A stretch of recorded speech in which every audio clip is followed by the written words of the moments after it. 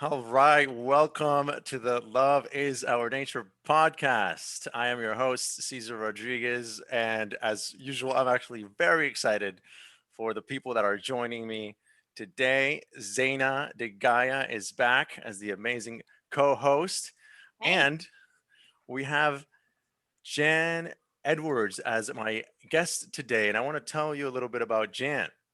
Jan is the founder and CEO of Paving the Way Foundation, an organization committed to empowering communities to be a fierce disruption in the cycle of child trafficking around the globe. This is accomplished through educational programs and training programs that empower communities to break the cycle. Jan spent over 25 years as an executive in sales and marketing, working with organizations like Time Warner, Bright House, the United Nations, and other international groups before taking on the worldwide initiative to prevent children from becoming victims of this silent crime. To date, they've educated over 14,000 children and adults on this subject. Ms. Edwards has been featured in the NBC, the Epic Times, and iHeartRadio for her work in prevention education. Jan was awarded Women on the Rise Community Impact Leader and Orlando Magazine's Women of the Year 2019, and also American Haitian Arts Network Advocate of the Year 2020. Jan is also the writer, director, and producer of the award winning film Trapped in the Trade, which was featured on CNN. Jan, thank you so much for being here and welcome to the Love is Our Nature podcast. How are you? I'm amazing. You know what I love about this technology? You're in wherever you are, Costa Rica or Bula Bula or whatever. Dana's down in South Florida, and I'm in Orlando, and we're having a conversation about something really cool. Here we are. Yeah, very With the cool. Love Yes. world, the whole world. it. It is. We got the whole world. We do. Awesome. Awesome. Yeah. And I'm so excited to be with both of you. Thank you for being here. And Jen, we want to hear just a little bit more about who is Jen Edwards. I've known you. I've had the fortune to know you for quite a few years, and there's a lot of questions that I don't have the answers to that I'd love to hear. Mm. Tell us about your life as a civilian, right? Working for Time Warner, As a marketing executive. civilian, You like know, I And was in the military at one and point take in us time. into how you got to where you got, because it's really fascinating, your background and then where you are now, Jan. hmm Yeah. So I'm the shorter story, right? The shorter share is how I got to doing what I'm doing, right? Which is educating and preventing human trafficking and child exploitation, right? We could do a whole other podcast about me being part of the Cherokee Nation and being adopted out of the tribe and what I've learned since then, right? So there you go. Wow. Um, so 8 years ago, I was invited to the Get Health Summit at the UN. And it was there that I met just this extraordinary man. His name's Dr. Mahari. He's a neurologist out of Tennessee. And, you know, like everybody's been to a conference or heard someone speak, and you're like, I got to talk to that person. Like you just feel a connection. That's who this guy was for me. And we just exchanged cards and exchanged a couple of emails, exchanged a couple of texts. And, you know, we finally got to, I'm like, I'm so looking forward to connecting with you. He's like, well, we're going to Ethiopia next month. It'll have to be after that. I'm like, great, have a good time, send pictures. He sends me an email right back and goes, do you want to go? hmm It's not every day you get invited to go to Ethiopia, Mm. right? And I'm sitting there at lunch, you know, looking at my phone. And I looked up, my mom was across from me and my daughter's next to me. And I go, I just got invited to go to Ethiopia. And my mom, being a mom, you're not going, are you? You know, danger, keeping your kids safe. I totally got the world of that. And then my daughter's like, you're going, right? You know, my daughter's always been my biggest cheerleader inside this environment that I'm taking on. And Mm. I went home, did the math, and booked my flight. And it was there that I witnessed my first experience of human trafficking. It was Mhm. just a moment in time. Like I can close my eyes and literally still see it. For anyone that's listening to your podcast that's ever been on a mission trip, they're going to totally resonate with what I'm about to say. And if you've never been on a mission trip, you've got to get at the end of the day, you know, you've given your heart, your soul, your body, your mind, everything to, you know, making a difference out in a community for 14 hours and you're done. You're just tapped out. You don't want to talk to anybody. All you want is some water, some food, a shower, and bed. That's all you want. Mm. And so I'm looking out the window of the little van that's bringing us back. We were on a medical mission at the time. I looked out the window and I saw 2 older men and 2 younger girls. And it just didn't feel right. You know that like that feeling when stuff's off? You know, it's Mhm. like, and you can't quite put your finger on it, but it's that thing. It was Yeah. that. And when I got to my sponsor's house, I shared with him what I saw, and he goes, "Oh, yeah, it's human trafficking." Mm. You know, and I'm like, "Hang on a second." I go, "What are you talking about?" You know, he's looking at me like I got 3 heads. He's like, "Jan, we have 4.5 million orphans in Ethiopia. We're the number 1 source of human trafficking to the Middle East. Like, where you been?" Hmm. Right. And I'm still having a hard time wrapping my head around what the guy's saying. And I said, "Hang on a second." I said, "You're telling me people are selling people?" And he looks at me again incredulously. He's like, he said, "Jan, it's a $150 billion industry." Like, he just couldn't get that I'd never heard. And I'm like, Wow. "Dude, I live in the happiest place on earth." Hmm. Right? You live in the Sunshine State. We don't talk Right. about stuff like this. And it was really, quite frankly, right there that God put it on my heart. And I came home and I did some research, and that's when I found out Florida has the 3rd highest number of calls to the National Trafficking Hotline, behind California and Texas. And I'm And like, the you know what? traffic hotline is Trafficking, yeah, we'll get to that. Don't you okay. worry. Don't you worry. And I'm like, you know what, Ethiopia, I'm coming to you. I'm coming for you, but I got to fix my own backyard first. And that's really what launched this quest. And I am a businesswoman. I ran multi-million-dollar line items for some of the largest Fortune 500 companies right in the country. So my brain thinks business, right? So it's like looking for how do I solve this problem? And one of my favorite questions, both of this will sound familiar to both of you, what's missing, the presence of which will make a difference, right? Yes. And I talked to local law enforcement. I talked to undercover police officers. I talked to the FBI. I talked to Homeland Security and survivors. And I asked them all the same question. They all told me awareness. People have no idea this is happening. No, well, my background is in marketing and advertising. I worked for, Time Warner for almost 20 years. That's something I could do.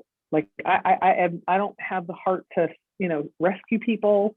I can be part of it, but like I just can't. It would literally hurt my heart too much, right? But you know what I can do? I can educate people about it. And the more I started learning about what was happening, I'm like, okay, hang on a second. The mental, emotional, spiritual, physical harm that is done to people that are trafficked, there's no getting over that. It's not like a cold. You live with that trauma. It's in your cells for the rest of your life. I'm like, hang on, if we can prevent that, that seems to be a smarter use of our time and energy and money. Now, it's not sexy. There's a couple of very large organizations that raise millions of dollars every year because they rescue kids and rescue people. Needed. Do not get me wrong. It's needed. Mm-hmm. However, I'm going to go back to millions of dollars to rescue, restore, rehabilitate, and reintegrate versus dollars to prevent. It's not sexy, but it saves lives, and it sure saves a whole lot of heartache, not to mention finances. So that's what we've been doing ever since. We've educated over 14,000 kids all up and down the Eastern Seaboard, including some families in the Bahamas. So we're international, which is kind of cool.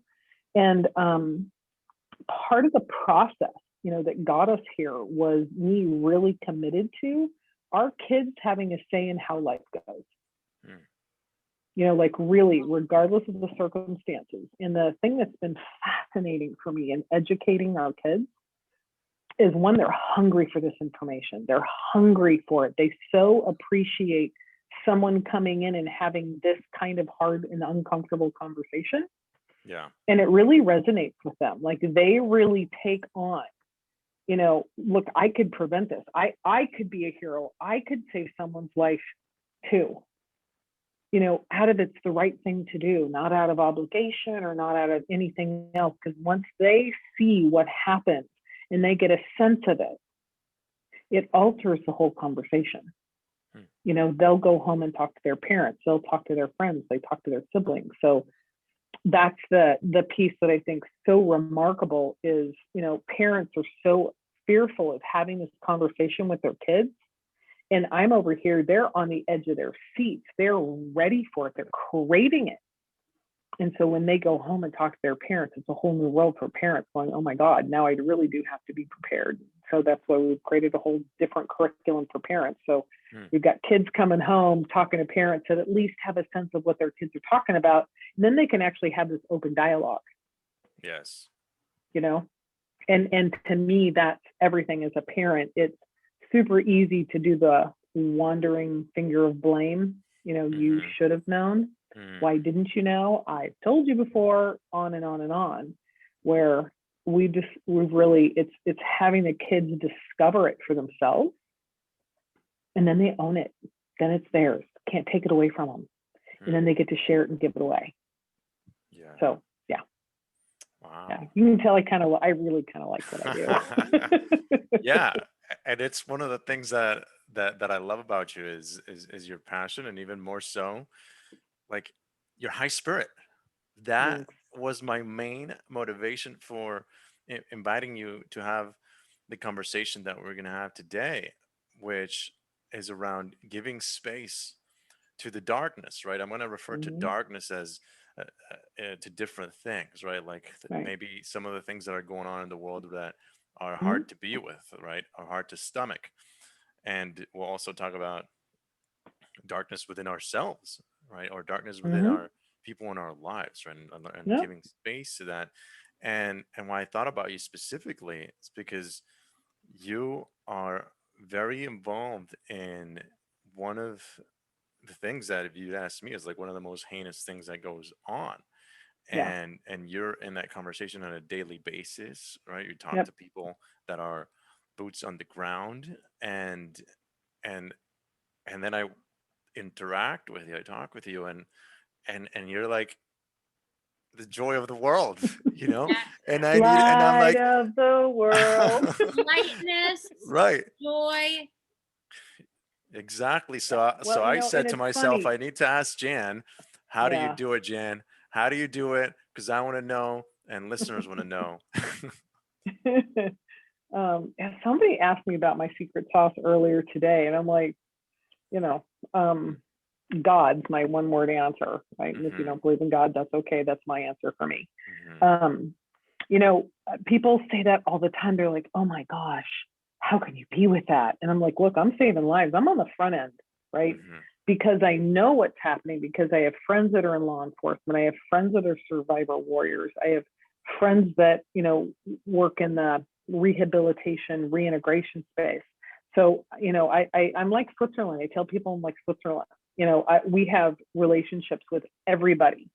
So if I get a Facebook message, or I get a text message, or I get a WhatsApp call, or I get a Telegram, all the new platforms, right? That Hmm. I can take an action immediately and point them in the right direction, right? So in my world, I'm super fulfilled because I'm on the front end. But because of what we do, and because I'm very clear about my lane, we educate people. It's what we do. It's all we do. Um, I'm not a threat to people, and if I am, that's on them, not me, right? Hmm. And I'm a collaborator because I want people to win. Yeah. So, stuff comes up. I'm like, no, that's so and so. You need to talk to them, right? That's their bailiwick. I don't do that. And I can hear the confusion on the other end of the voice.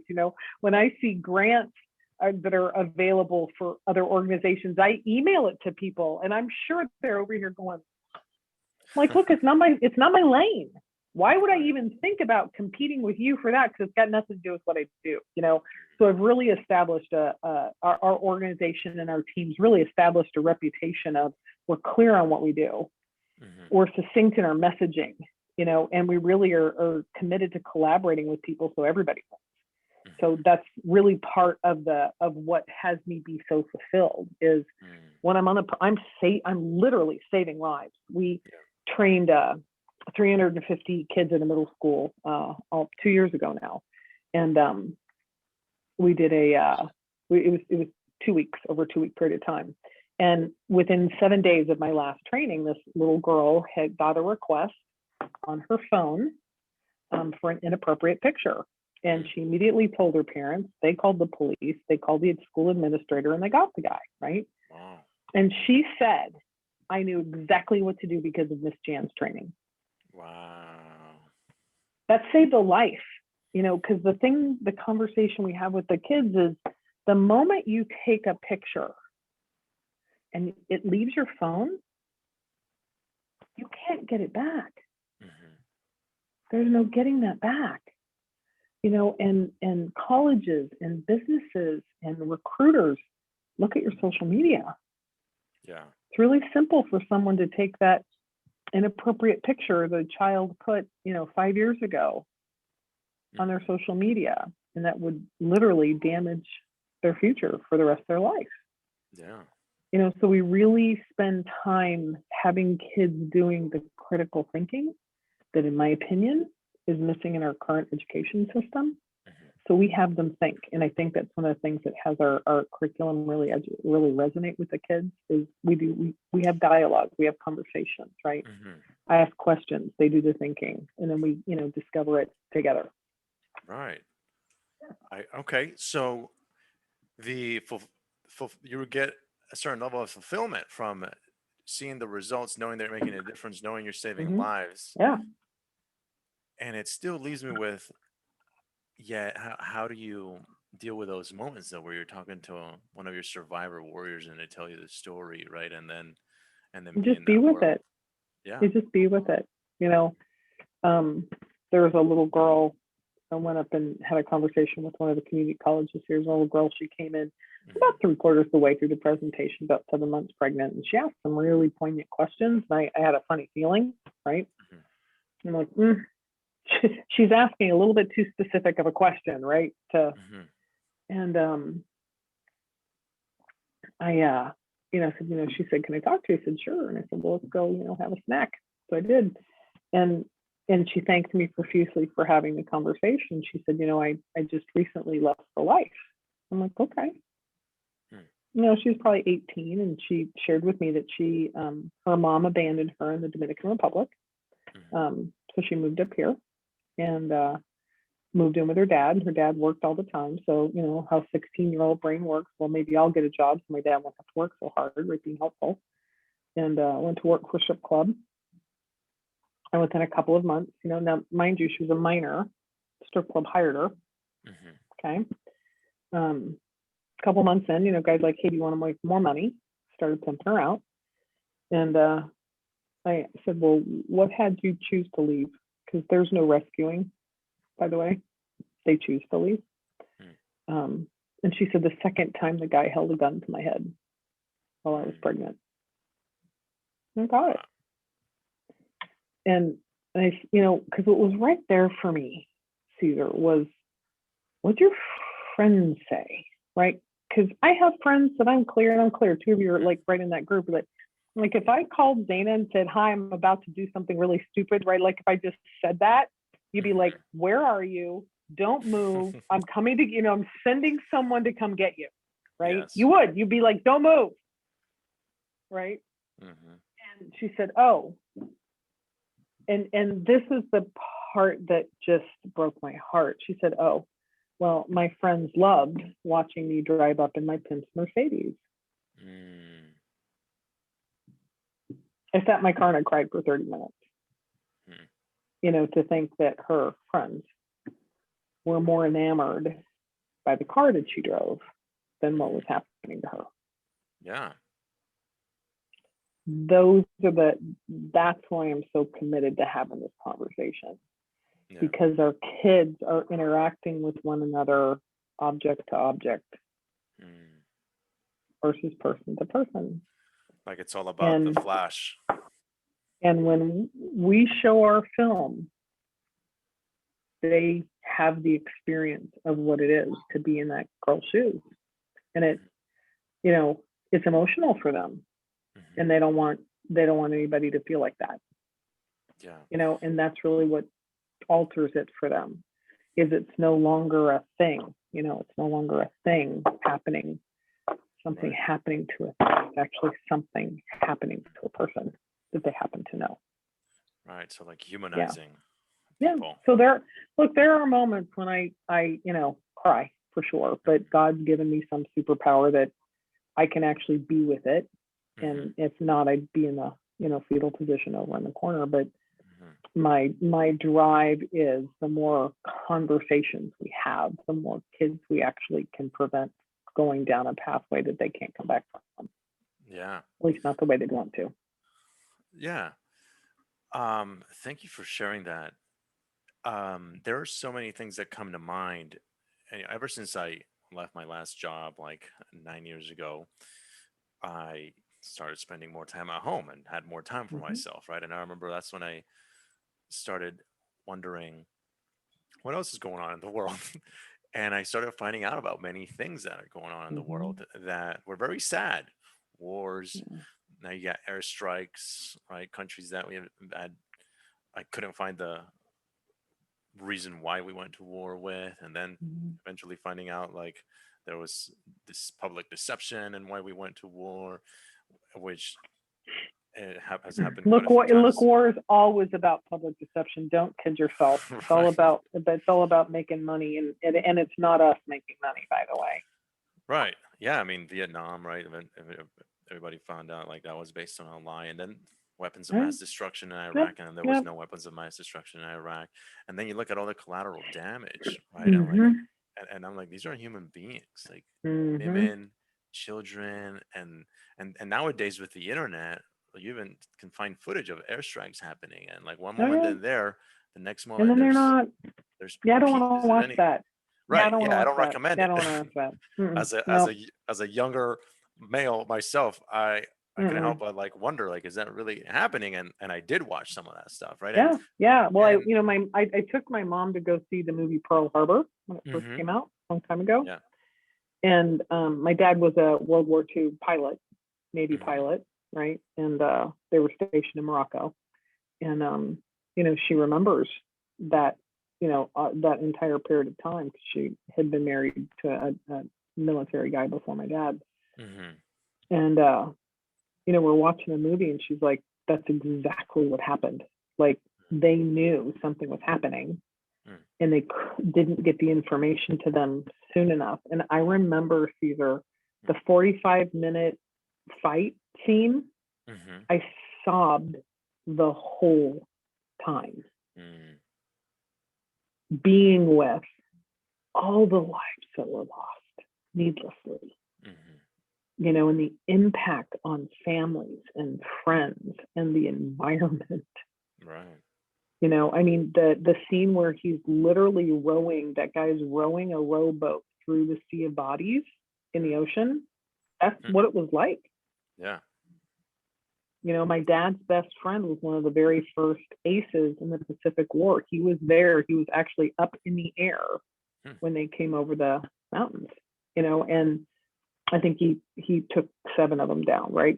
When he was being interviewed, they're like, why didn't you, it's so fascinating. Why didn't you kill more? And Les was this very quiet, mild-mannered man. He goes, why would I do that? Mm. He was fully aware of what he was doing, Yeah. and the press wanted to know why he didn't take down more. It's like, that's a life. Yeah. Whether I agree with them or not, whether I believe the same or not, it's still a life. We'd say the same thing about 9/11. Those guys thought they were doing something right. Hmm. Exactly. That's what that's what they thought. Right. And well, I love what you said, that they told you, well, what would make the difference, right? And they said Mm-hmm. awareness, you said, right? Mm-hmm. And Yeah. and that and I've talked to a lot of people about this kind of thing over time, and I Yeah. thought about it a lot myself, and I do think awareness is something that does make a big difference, because if you think about it, if if you're like even in a closed gated community, right, and all Yeah. of a sudden there's somebody doing something they really shouldn't be doing to someone, and they're right there in the middle of the Yeah. community, right? And Well, Peter Nygaard, what is that? right? Oh my gosh. I don't Okay. watch the news. Jeffrey Epstein. We'll just Okay, go. You yes, I know who know who that Jeffrey is. Epstein is? Yeah. Yeah, Jeffrey Epstein, middle of Palm Bay, Right, right. Yeah, traffics dozens and dozens and dozens of young girls. If you've exactly. not seen this special on Netflix, highly recommend it. It's Right. very eye opening and very telling to a couple of things, but one, the intentional recruitment and grooming of a particular type of young girl. You know, Hmm. they mostly came from an underserved community, you know, Hmm. broken homes, lots of vulnerabilities, which had them be even more vulnerable to someone telling them they're pretty, telling Hmm. I'll pay you $200, you just have to give this guy a massage. Sounds, yeah, I'm 14. Okay. Yeah. And for them to really have the distinction of, being empowered by when someone has that conversation and it sounds too good to be true, it really kind of is, and Yeah. that's the thing, human trafficking, there is no socioeconomic, there is no demographic, there is no geographic boundary. There was Hmm. a girl a woman who came out of one of our safe homes here. She started being trafficked at the age of 40. Hmm. And there was a story of another friend of mine who's a private investigator. He was on his way to Vegas. He was on the outside, the emergency row seating, and there was an older gentleman in the middle, and this, like, I'll just call him Groovy Dude, by the window. And if you weren't paying attention, you would think Groovy Dude was talking to the older guy, right? But Stephen, being a PI, was catching the conversation. It was like, hey, when we get to Vegas, we should get an Escalade because I don't want to roll up into the Bellagio in a Chevrolet. And by the way, we're going to go by Ferragamo. And this older gentleman, he's like just sitting in the middle, just shaking his head. He wasn't really talking to him; we're talking at him. And Stephen, went up and talked to the flight attendant and said, I think this guy's, being held against his will. And Hmm. sure enough, the guy was trafficking him for his money, and they were holding his family hostage. Yeah. 75 years old. So it's not just the young 13, 14-year-old girls and boys. Close to 30% are boys. Hmm. It's, really just about anyone that can be vulnerable. And I got to tell you, given the current time and environments and situation, it makes me super nervous. That's why I'm just so driven to be out with our kids, to Hmm. have these conversations, because our kids are so vulnerable right now. They're lonely and they're isolated and they miss their friends, and they're You're tired of saying this it's the thing. effect of like a restriction, social. Yeah. Absolutely. Yeah, look, the National Center for Missing and Exploited Children had a 4-time increase of cyber tips from April 2019 to April 2020. It was a million to 4 Wow. million. There were 65 million cyber tips last year, Wow. Wow. up from 20 million the year before. You can't tell me it wasn't affected. And there are people that will argue, they're like, well, maybe there was more reporting by Facebook. I don't care. I don't care who reported it. Yeah. It's still up. Hmm. It's still up Yeah. threefold. So Yeah. that's why there's this the drive for Hmm. me to get out in front of this, to get Yeah. with as many kids as possible. Because the more conversations I have with kids, the more conversations our team has with youth and parents and teachers, Yeah. the more awareness we can raise and literally save people's lives. Yeah. That's it's so great the information that you're sharing. I mean, I'm learning a lot myself, things that I didn't know, just hearing what you're saying. And then, and here's what I want to bring up right now, because I think it's the perfect spot, right? As a listener, I'd be like, wait a second, isn't this a podcast about love? Like, I'm not feeling the love right now. This is actually all very Oh, they're sad feeling and the right. passion and the drive, right? Yeah. So like, why are you all, or why are we having a conversation about like all these really messed up things in this podcast about love? And that is precisely the conversation that I want to have. Um, we spoke about awareness, right? And I do think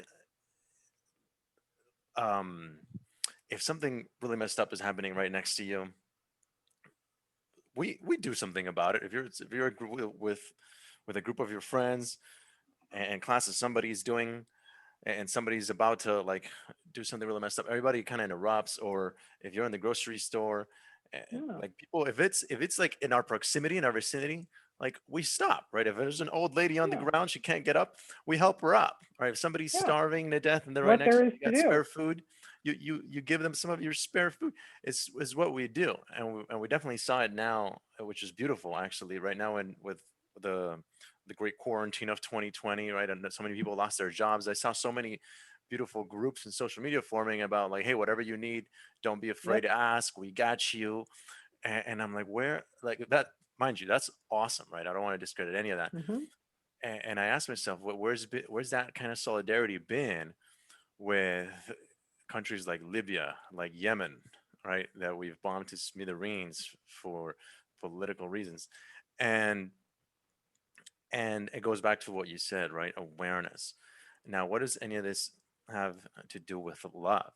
So, my question is, do you think that perhaps one of the things that gets in the way of awareness is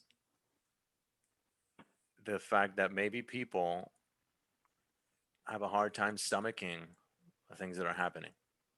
Yeah, of course.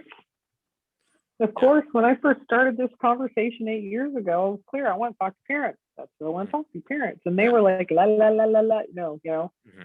And I used to get really feisty about it too. I'm like, look, I'm trying to save your kid's life, Hmm. a little self-righteousy. And then I got some really good coaching. It's like, Jan, people they just can't even fathom, right? So you got to give people space and grace to be Hmm. this conversation. I was like, oh, okay. All right. I can take that on. And I also got a little feisty on the other side going, not a problem. I don't have a problem with people not being able to talk about this. It's okay. I'll go talk to your kids because the kids want it. Yeah. And I think the thing that, because I am going to pull it back to love for you, Hmm. the thing that these predators know is we as human beings need love. We need camaraderie. We need togetherness. We need physical touch. There's been, so many studies done that if we don't, babies died in orphanages when they were held, so Hmm. there is a biological need for connection. We're wired that way. Now, we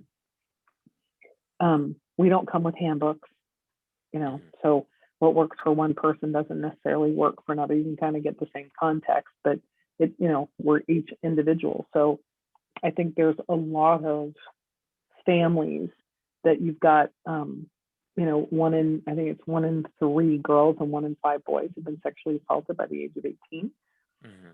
So if you do the math on that, you've probably got about 125 million people in the country wandering around hurt, right? And traumatized, and then not really manage that trauma because you don't talk about it, hush hush and quiet and all of that, and then they get married and then they have babies, right? So you've got trauma, generational trauma. And predators know this. So even if you're living in a great home, even if you have amazing parents that love you as best they can, there still might be some unfulfilled need. And y'all remember being teenagers, don't you? Like that angsty Yeah. moments in time where maybe you had a couple extra pimples, or you had glasses versus contacts, and glasses are cool, or curly hair versus straight hair, no, and then, right, Mm. no chest hair, then chest hair. Hmm. We're still that gangly 5th or 6th grader with the braces and the curly hair and the glasses. And Mm. even though, we've developed into these beautiful young men and young women, the mindset is still that, right? So I'm still insecure, and yet I still need love, Mm. right? So it's the really need for human connection that currently we're not getting, and these predators are taking advantage of that. And so when we talk to parents, the thing I always share with them, and I always coach them, I'm like, look, your kids don't want another parent like you, they want you. Mm. My daughter taught me that. She Mm. wanted me. Like, she loves shopping with me. It's not that, but she would much rather had me than shopping, Mm. right? Kids just want us. That's all they want. They want us. They want us to love them. They want our attention. And you see it in grocery stores and swimming pools. Mom, watch, Dad, look at me, right? Yes. Right. And so, what I coach parents, I said, just be with your kids. Go for a walk in nature, right? Sit down and go through a book together, color together, paint together, go sit outside and watch the ants build something together, I love just that. be with one another and discover what's happening out in the world. Watch the leaves fall on the oak trees right now. Look at the spring flowers coming up and the different colors and what kind of flower is that. And, be in wonder out in the world, and you'll learn so much about your children and they'll learn so much about you. Mm, So when you create that safe space and you start to build those bonds in those moments when something uncomfortable comes up, maybe they did send that picture because that cute boy asked him to, and then they regretted it afterwards because now he's asking for more pictures and I don't want to give him more pictures, right? mm, I'm a hard no on that. And now I'm starting to get scared. But because I've spent all this time with my mom or all this time with my dad looking at the ants and looking at the flowers and bonding over just life, mhm, I can take a deep breath and let my parent know what's happening mm, and give them space and grace to react, right? We talked about that a little earlier today. When I coach the kids, I'm like, look, not that any of you would have sent out a inappropriate picture, right? Not that any of you would have done that. Have you had though, and you do share that with your parents are more likely going to react. And I'll ask them, like, why do you think that? mhm, Oh, because they'll go down that particular path. I'm like, mm, well, consider. I'm like, I want you to consider something. You are their most precious thing in life. They would lay down their lives for you, mhm, and someone's trying to hurt you. mm, I said, and for parents, everything's our fault. I don't care. I don't care if you're doing good. It's because of me. If something happened bad, it's because of me. mhm, It's mhm. just how parents are. Yes. And consider they're upset because someone tried to hurt their baby, Mm, and you can just watch it wash over them, and they're like, because they've never even contemplated their parents being human before, mm, having that kind of emotion. And with the parents, I share the same thing. I'm like, look, I said, when your kids, not if, when your kids come up and share this with you, you're going to have to practice what the NBA teaches the referees. They teach the referees to hold in, breathe in for 3 seconds before you blow that whistle, because you want to make sure your eyeball connected with your brain, with your memory of that's a foul or not, right? mhm, mhm, I tell you, just hold your breath, take a deep breath in, because those next few words can make or break your child's life, literally.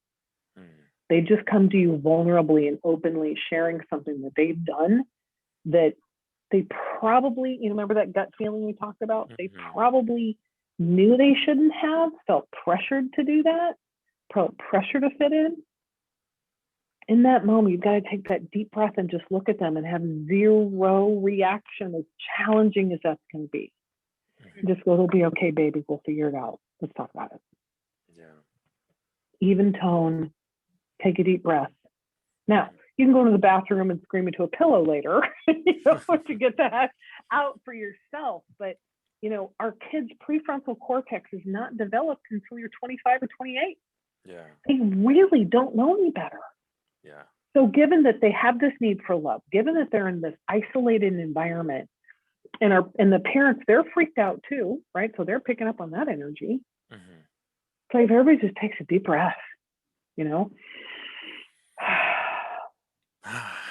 Yeah. and This is just be great. like, okay, we're gonna figure this out. I'm here Mm. for you, baby. We'll work it out. Yeah. What I'm seeing in this beautiful explanation of yours, Jen, is that instead of a foundation of love, there's the opportunity to give space to Hmm. whatever ugly thing might show up, Yeah, yeah. right? And that's, I love the analogy of the microcosm and the macrocosm, right? Like Hmm. just how it is in one particle, it's how it is in the whole, right? So Hmm. perhaps that's how it is also in the world, Yeah. which takes us back to, why, like, what can we do about like everything that's going on out there? and how can we create a loving world? And Mhm. sure enough, I think we can't create a loving world if we don't deal with the places where love is missing. Mhm. Yeah, And we're what not I'm seeing. we're an interesting species, as we know. Hmm. We something happens, we make something up about it and Yeah. live that's a thing, right? Even Yeah. though it's really not a thing. Well, Hmm. how long ago did you have that moment in Ethiopia where you? 8 years ago this month. I, I mentioned that, you guys, because I'm listening and I'm hearing something. Because Jan, what you do makes a difference, and we know that, and we love you, Mhm. and we appreciate you. Hmm. And the other side of having you on with us tonight is who you are in the Hmm. world, how you be in the face of, 8 years ago, you had this moment where you saw something that you had no idea existed before. Mhm. And there's a process that you went through. There's like shock, there's denial, Hmm. there's anger, right? Mhm. And Jan is human. Like, you went through that for yourself. Absolutely. And you ongoingly go through that. There are new things that come up that put you through that process. And you can hear it with Jan. And I've been listening to you, Jan, and I've been quiet and I've been watching you and I've been inspired by, there's a space where you stand of, after you go through that shock, anger, denial, there's a space. Well, there's also the passion. And Mhm. and it gets confused with the space where I hear you coming from, which is a space of acceptance Mhm. and peace. Hmm. Yeah. And don't confuse that with being like Mm-mm. not in action or Mm-mm. um, No. passive. No. Mhm. And there's a place where you're coming from, and I'm learning from it, is like a stand that you are that is unmovable Mhm.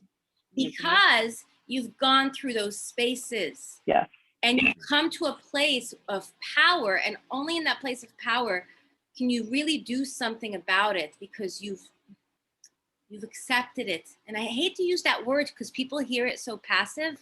Yeah. You know what I'm Well, saying? Like giving it you know, approval, yeah, right? Which is it's not really that. Yes, great. like it makes Yes. it okay that you accept it. Exactly, Caesar. Right. And Yeah. that's not Yeah. where you are. There's nothing No. about it that you're No. saying is okay about. Hmm. Well, actually more in the realm of compassion. That And is I'm exactly what it is. yeah, and I'm because I'll share with people, I can actually have compassion for the traffickers, for the pimps. You have to. And Tell it's us like, more about that. Yes. it's like, what are you talking about? And I said, well, you gotta look.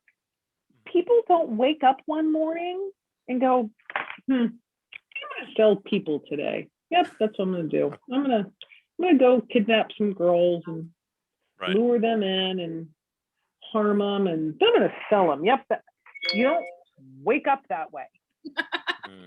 Okay, Mm-hmm. it's there are something happened, and when Right.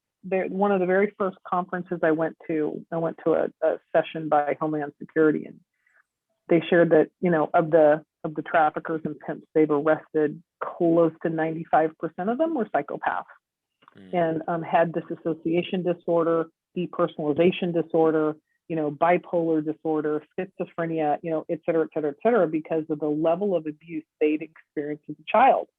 That empathy from here just got cut off, was done, just done. And this one pimp, he had been given 3 life sentences for trafficking 3 young girls. And the Homeland Security agent said, he goes, you could just see on his face, he was just pure disbelief. He just didn't get it, like really, really didn't understand it. And he asked the agent if he could talk to him, and they're like, sure, and he goes, let me get this straight. I'm going to jail for pimping hoes. Hmm. Like, his brain was so Mm. wired in a particular way that for him, selling women was like selling a water bottle. There was no distinction for him. Yeah. You're not born that way. Mm.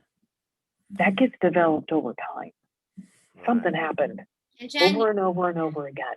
that thing you just said about like how that they can't feel. the same thing can happen to us towards those people. And that's what Yes. it's pointing to, is that we have Yes. an opportunity for huge compassion. Now, I do have another question. Okay, Caesar, I'm just going to jump in with this one. Yeah, do it. Why are we not hearing about this? Why is it not on the headlines of why does nobody know about this if the whole world is being run? How many billions of dollars? I don't even know how much money that is. How much billions So of dollars? okay, so I'm going to give you two facts and then one that's going to blow your mind. So it's the fastest growing crime in the world behind guns. It has now surpassed drugs. It's $150 billion industry worldwide. Now that's all trafficking, including labor, right? And the average age of entry in the United States is 11 to 14 years old. Okay. Now, if you recall, your parents or your grandparents probably talked about, and culturally, it's a different conversation, but it sounds something like, that's not my business.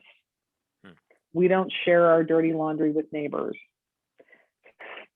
Snitches get stitches and get tossed in ditches, right? Every culture's got some iteration of that, is that what happens in your house, you don't talk about to anybody, regardless of what's happening, because you'll look bad, or you'll be judged, or God forbid your children will be taken away, and that's the worst thing that can happen. So this has been going on for centuries, so it's not new. Two, it's this hush conversation, and I'm glad Jeffrey Epstein finally was arrested. I'm glad Ghislaine was finally arrested. I'm glad Peter Nygaard, and you'll have to look him up, was finally arrested. This guy makes Jeffrey Epstein look like a kindergartner. Wow. He's been trafficking women since 1972. Yeah, around the world. And it's interesting because I was just speaking with one of the survivors that came forward to file the class action lawsuit against Peter Nygaard that actually put him in jail in Canada. And there's still this victim shaming. This man sexually assaulted and abused thousands of women, right? A handful of them happen to be in the Bahamas, and they're victim shamed.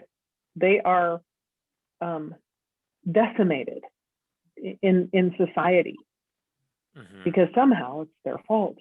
So if you go and you look at that, if I'm a little girl or a little boy and something happened to me and I'm watching that person experience that, I'm not going to tell anybody. I'm not going to talk about it.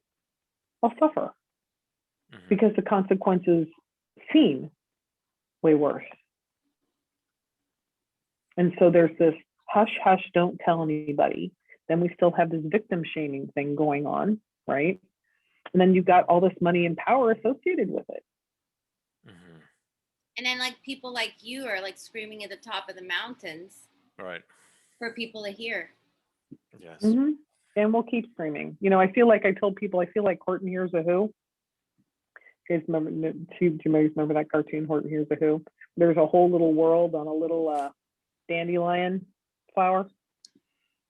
And Horton's the only one that can hear him because of his big elephant ears, right? And all the other animals in the jungle want to boil this little dust speck, right? And the entire town is screaming, "We are here, we are here, we are here!" And there's this one teenage boy that's, I'm not going to participate, until finally he sees the light, and he, walks up to the thing and he adds his voice, and that's the voice that breaks the bubble and everyone can hear him, right? That's what I feel like sometimes, is there's been so many people that have gone before me, and somehow I was that last little voice. I wasn't being an obstinate teenager, but it was like that last little voice that it's finally starting to break through, that finally more and more people are wanting to have this conversation. I'm getting a lot of calls from schools going, "Jan, can you come in and talk to us? Can we figure out how to do something on Zoom? It's amazing. Can we, what can we do?" Because the environment has caused, high rates of suicide, right? People are out of jobs. I'm really nervous, quite frankly, for the next year. I am. Not because of really the political environment, but more of how are we going to get all these people back to work? What are we going to do about the mortgage moratorium? If we have 40 million people homeless, where are they going to go? And then what are you going to do with all those empty houses? I mean, like, I have all those kinds of questions. So the more we can educate ourselves, the more we can have compassion for one another, for what people are going through. And the more we can look, if I've got a loaf of bread and I split it 3 ways with you, that's 2 other people I've just fed, including myself, right? I'll share my jar of peanut butter too. That simple act of kindness could actually save the world. Just that one thing. And I think that more and more people just really start to look up and out and be like, gosh, how can I might not have a bunch, right? But, can I make a couple of baggies of peanut butter sandwiches and a bottle of water? And if I'm, driving to work and I can hand that baggie to the homeless man or woman standing there. That one little simple act can literally make a difference. Yeah. And man, this conversation is opening so much up for me. And it's like, as this conversation's transpired, I'm starting to see like a new axis and what would make a difference in having us be able to be with the darkness that's out there, so that we can actually deal with it collectively and start to transform it. And and what I see is, because the people that I wanna say something, right? Because at one point I said something. It might sound like those people that turn a blind eye, that prefer to like not look at it, right? I'm not blaming them either, right? I can empathize with them and understand where they're at too, right? It's difficult. And It's a difficult topic. right. And that's where bringing the compassion actually opens more space for people to be with. Exactly. And that's what I was seeing, where I'm like, wow, like compassion is really the key, because it's so easy to get so angry. I remember for me, right? Like I happened to early in life meet several women, girls that had experienced rape. And that there wasn't a single thing that would piss me off more in the world than hearing about that. Like the moment somebody told me, I would boil. And I could even feel myself, like if I were there, like I would so easily like pull a trigger, bash somebody's head in with a bat. I don't care, right? But Yep, I get it. it wasn't until I did the Landmark Forum, where I sat there with 150 people over 3 days. And I remember thinking about alcoholism. And I've had several family members that had alcoholism in their lives, and I saw some of the impact on other family members. And I used to just make it so wrong. Like, I think alcoholism is the most stupid illness. I can't believe they call it an illness, because that's something that you do yourself. I mean, you literally grab the bottle and put it in your mouth, right? You can't tell me that's an illness. And then it wasn't until I was sat there in the Landmark Forum that I realized, when we got into the genesis of your identity, right? Like how you became the way you became. And I had this a similar kind of epiphany, like you shared earlier, Jen, where I'm like, wow, those people, if I were in their shoes, with their life, with their circumstances, their influences, their I get it. upbringing, I would have made the same decisions they made, Yep. because they didn't have a choice in the matter, right? And you do it your own way. That's the thing too. Yeah. Like the stuff we're judging people, like the turning a blind eye. I do that. I've done that. Yeah. You've Yeah. done that. We you know what, we all have. It's so funny. And We all have. For There's sure. stuff we can't be with. And I was having this conversation yesterday with a mutual friend of all of ours. And I said, I don't have to understand stuff. I don't. What I can do is give space and grace for humanity. Right? I'm not gay. I don't get it. I don't get it. But it doesn't mean it doesn't mean I'll judge it. Just because I don't understand it doesn't mean I can't be with it and give space and grace for it. Exactly. And that right there opens up such a space for people to feel safe, to share with what they're dealing with. A friend of mine asked me to watch Pose. It's 2 seasons. I don't know if you've seen it. Mm-mm. But it gave me such insight for that community that I had no idea about. Mm. And I was like, wow, I can't, again, my brain can't quite comprehend it, and it's okay. I don't understand quantum physics either. Yeah, And I don't suddenly you understand don't really need to. aerodynamics. So yeah, Right. exactly. It's like, I don't need to. I can just give humanity, that human, the space and grace to be exactly where they are, exactly how they are, Mm. and Yes. not, and just be with it. Like, just like I'm going to be with my, here's my water bottle. Yes, it's a, Right. it's a Yeah. peacock, but like, just be with it. I don't have to judge it. I don't have to assess it. I don't have to do anything with it. I don't Mm. even have to have an opinion about it. Yeah. You be with it. Exactly. Yeah, I wrote that down when you said it at first. And you know what the next thing that opened up for me was in the Landmark Forum is after seeing that they had no choice. They just Mm. did what they did, right, based on their entire past. And I'm the observer, like judging, right, like all arrogant.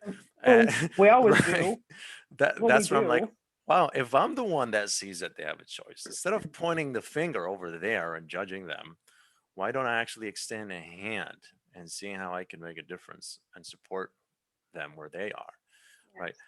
And I could see how without having that sort of a shift in consciousness of compassion, I could see how it would be very challenging for people to to be with a lot of the things that are happening that we've talked about, right? And they would get Mm-hmm. angered and hate the perpetrators, right? So that's where I was starting to Well, see the axis. if and here's the other thing too, right?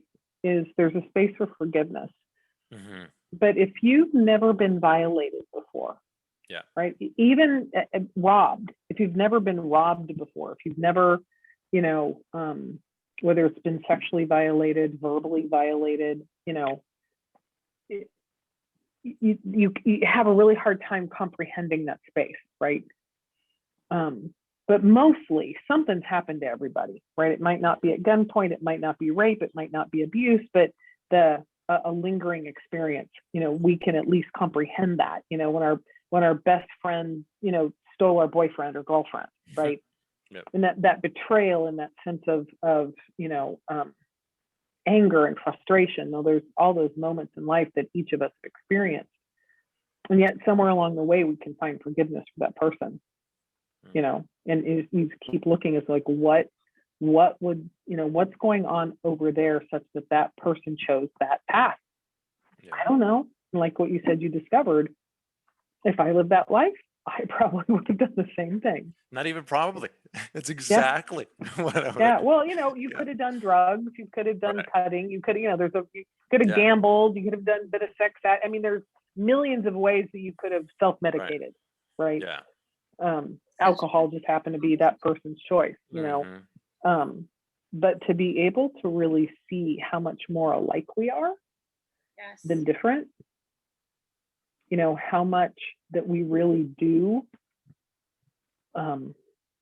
need one another. Hmm. It's so powerful.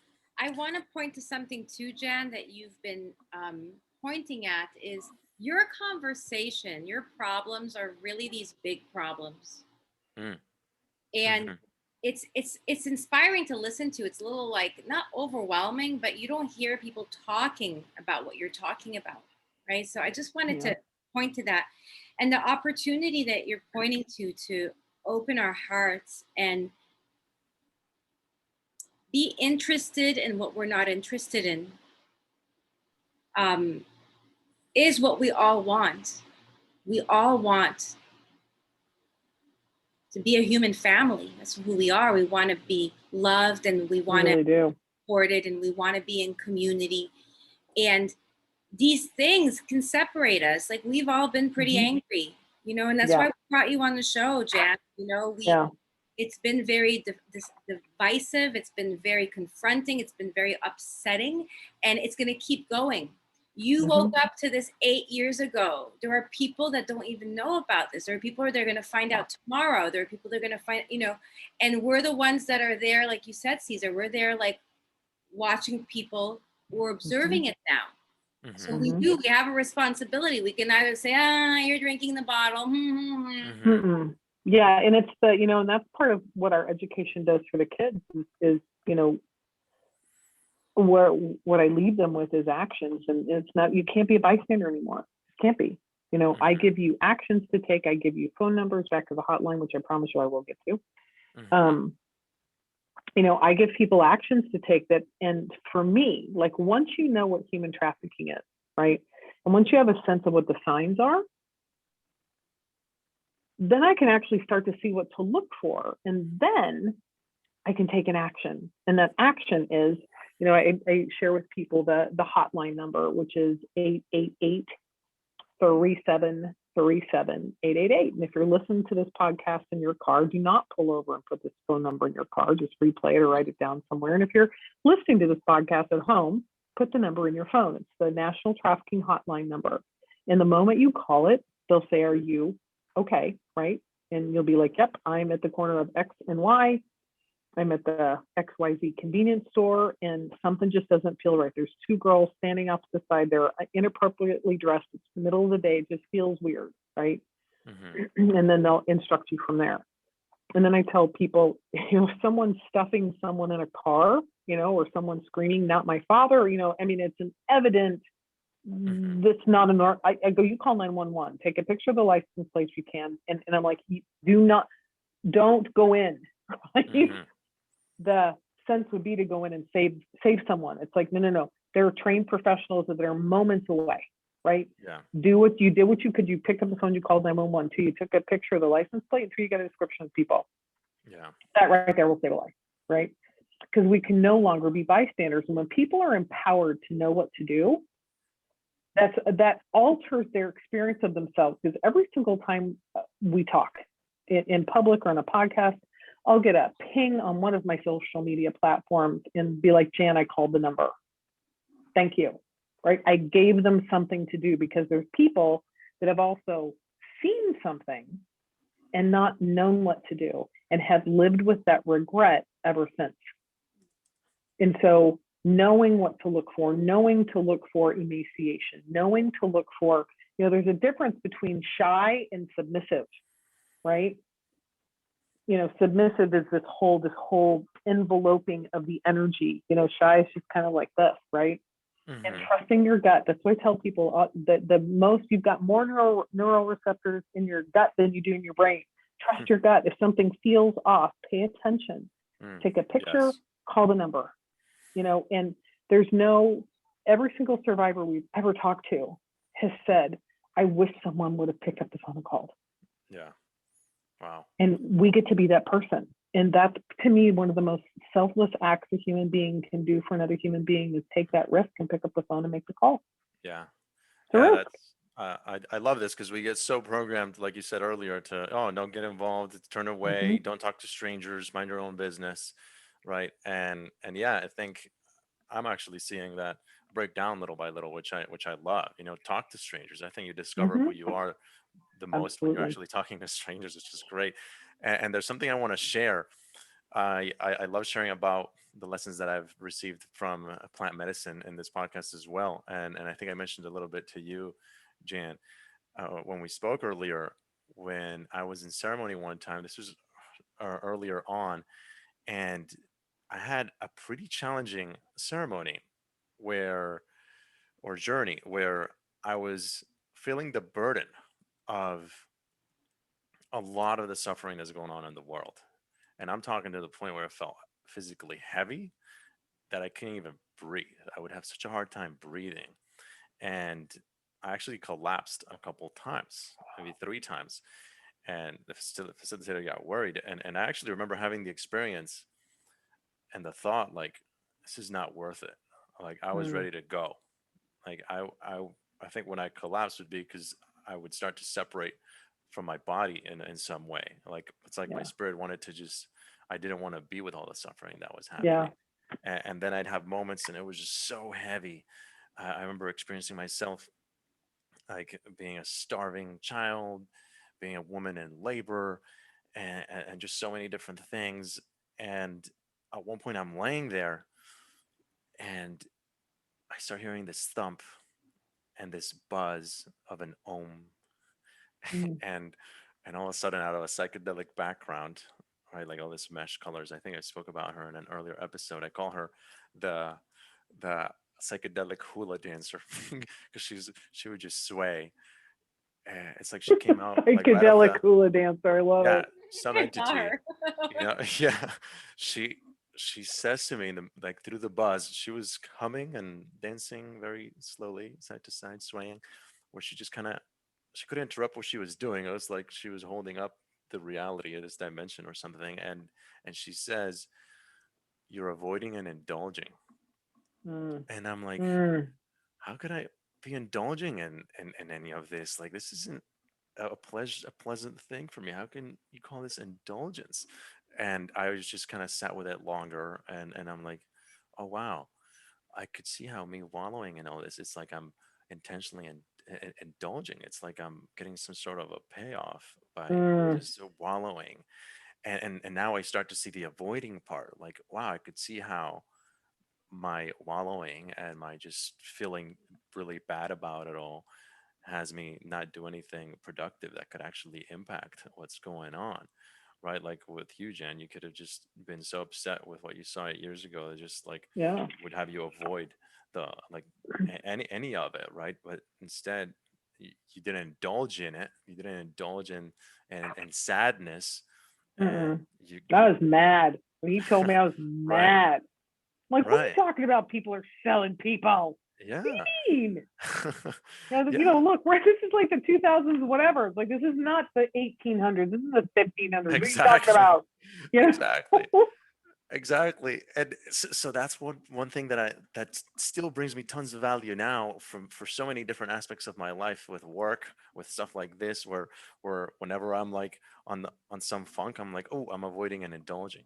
Let me get Mm, into action, right? And so then great. she said this other thing, which which I've been unpacking ever since. She said, solve it in yourself, right? And I'm like, wait a second. So like, what's going on out there in the world? Like, I can solve it in here somewhere with myself. And I bring that up because of what we said about what we could call the perpetrators, right? If you Hmm. look at it from a spiritual perspective, right, you could take on that this whole reality is a construct of your own consciousness, right? And it's one of the things I got to tell you that, and I talked a lot with Zaina about this, that made the biggest difference for me in 2020 when I was upset at a lot of the things that were happening.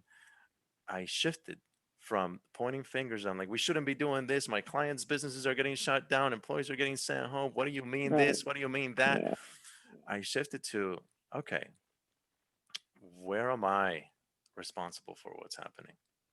Like, Mm. where, if there is some darkness perpetrating anything out there, like why don't I turn my attention inward and look at where am I harboring darkness, Hmm. and bring love, compassion there where I might Yeah. be Well, and it's harboring this resentment. responsibility.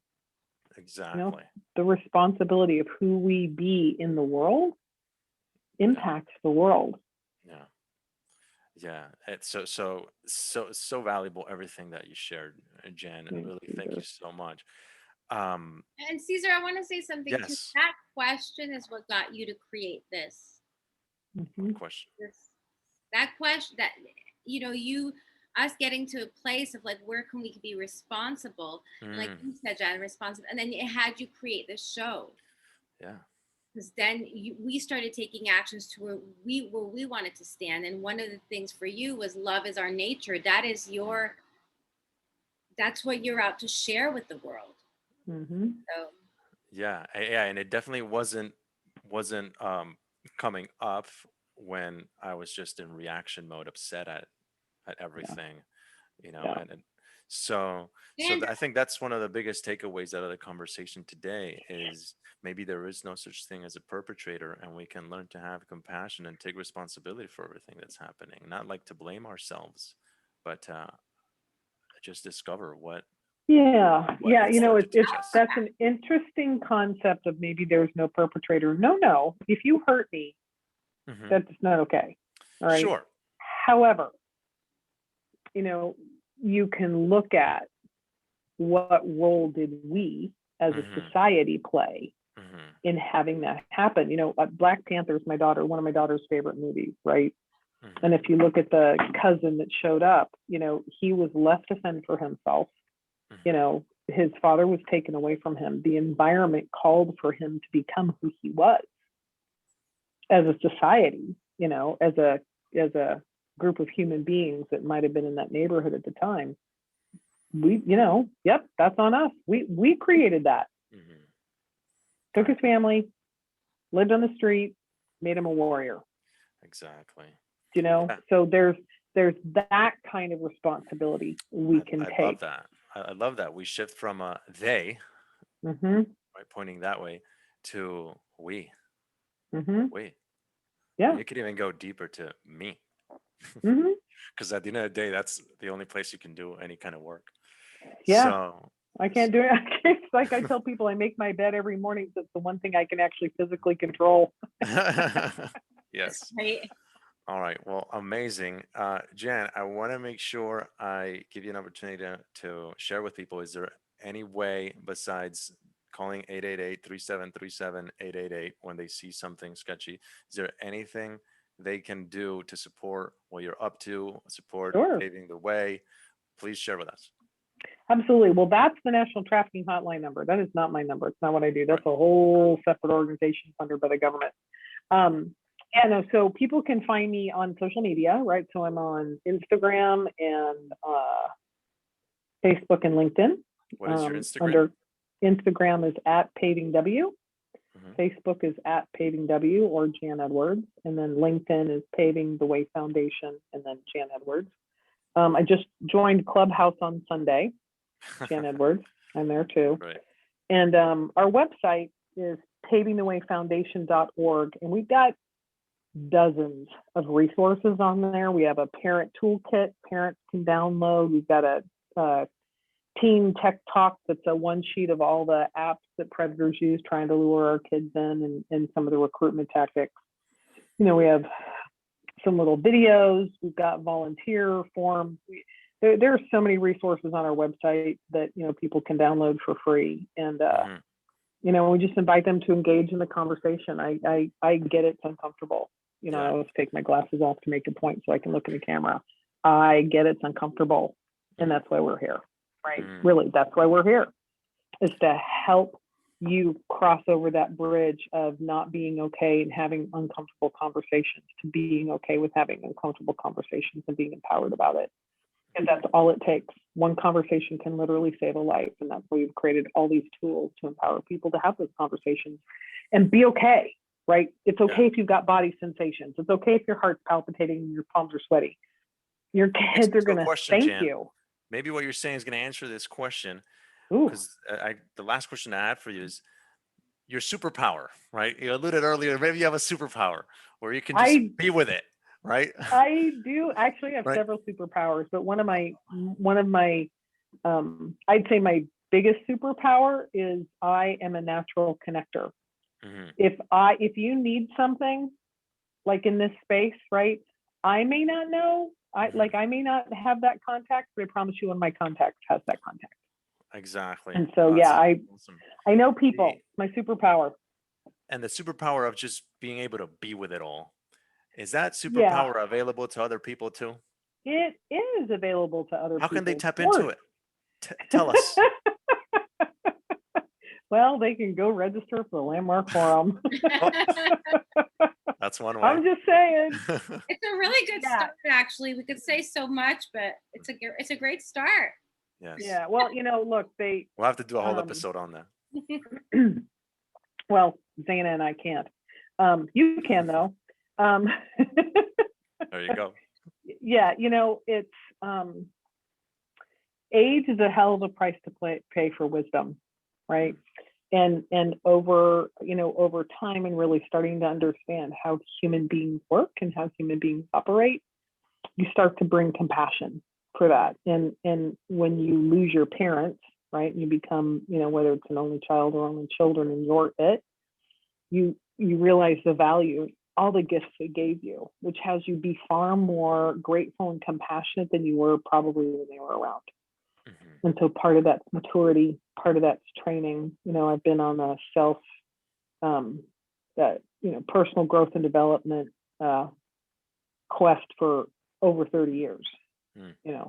So all of it, there's extraordinary books out there. There's amazing What's your coaches number out one book there. recommendation, Jan? Ooh, my number one book, or my, For somebody who's into personal growth. I have to. Give us two. Have to. Yeah, The Road Less Traveled. The Road Less Traveled. Road Less Traveled, phenomenal book. The very first sentence in the very first chapter is "Life is hard." And the moment you really get that, everything else is piece of cake. It's like, whoa, right? Truth bomb right there, first chapter. And then the other book is Stephen Covey's 7 Habits of Highly Effective People. Look at that. Begin with the end in mind. Yeah, begin with the end in mind. Right. It's it's the, and actually that's kind of how I run my life. I've actually written my eulogy. So that's the future I'm living into. Everything I wrote down in there, Jan's known for this. Jan's got a Tony Award. Jan, How did I not tell you to bring that? Why not? Why not create that as a future to live into? Right? That's amazing. Yeah. I gotta write my eulogy. I highly recommend it. Awesome. Well, thank you. Zaina, closing thoughts. I think the biggest thing is this is a huge opportunity for us to grow into our compassion for humanity and to be leaders in grace, in compassion, and in love. Thank you for being that, Jan. You are a leader in grace, in compassion, and love. Thank you. Yeah. Thank you both for inviting me to be on. This was fun. It was so great fun. being with both of you. Yeah. That was great. I love you both. I admire you for your compassion, for the space that you grant people, for the space that you grant humanity. Thank you for being beacons of love out in the world. And I'm just privileged to know you. So thank you all. Any last words for you, Jan? Just, go out and make a difference wherever you can tomorrow. So that's all there is. Smile at somebody. Fantastic. Make a phone call with somebody you haven't talked to in a while. You'll make their day. Super simple stuff. Awesome. Well, thank you all for listening to the Love is Our Nature podcast. You can follow Jan on Instagram. Go to her website, pavingthewayfoundation.org. Thank you, Zaina, for being here. We'll definitely have you back. Jan, you're always invited back. And just have a fantastic rest of your day, rest of your week. We love you. Bye-bye.